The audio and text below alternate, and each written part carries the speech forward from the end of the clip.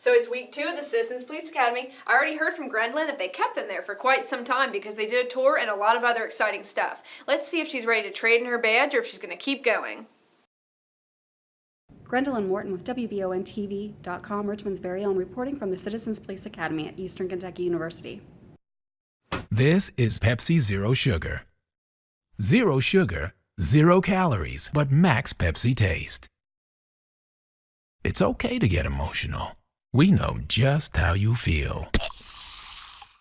Okay, Grendel, so week 2 of the Citizens Police Academy. Are you ready to turn in your badge and quit yet? Absolutely not, Marissa. This has been the most fascinating couple of weeks. It just keeps getting better, and I've looked at the schedule. I'm looking ahead to some other things that are going on in the future, and I can't wait. Every week seems like a new adventure. So we had a great night last night. It was kind of a 3-part night last night. We started with a tour of the DOCJT facility, and that is the police academy. And how that works is every police officer that is hired in the state of Kentucky is required to complete a 23-week program.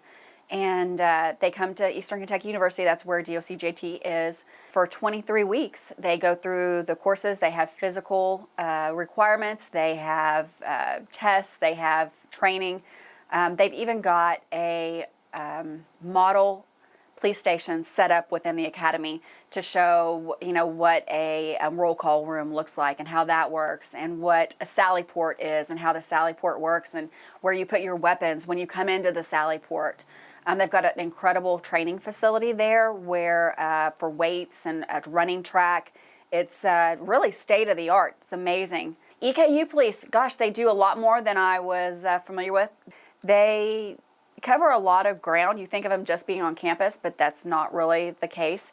They have events, all the sporting events need to be policed. All of the sorority events, the fraternity events, all those need to be policed. And they do special details if we're having a dignitary coming in from out of state or, from Washington even.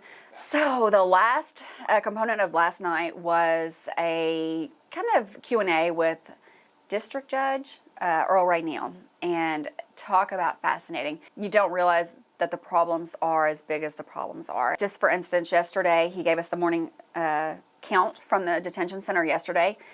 There were 403 people in the facility, and he gave me the number 171 is kind of what the capacity is. That's, over 200% capacity. People are sleeping all over there, and it's a 90% he thought, rate of drugs of those 403 people. So there's a lot to being a district judge as far as, search warrants, DVOs. He said on Christmas Day last year, he wrote 24 DVOs. People get together and they can't get along and they start disagreeing about stuff, and that's where the DVOs come in.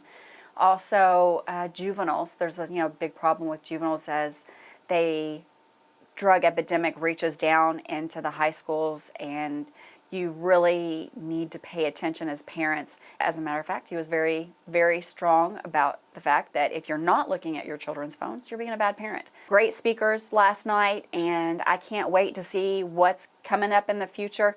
We've still got a coroner visit. We've got to get to go see the detention center. We're going to take a tour there, and I still get to do my ride-alongs, and I'm going to get up with Judge Earl Ray Neal and try to get some time on the bench with him to get an even more in-depth look at what he does on a daily basis. So stay tuned for that, because I think that'll be a really fascinating interview.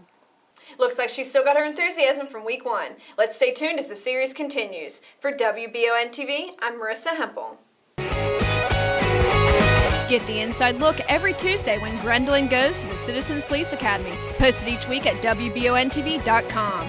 We'll see if she gets her badge.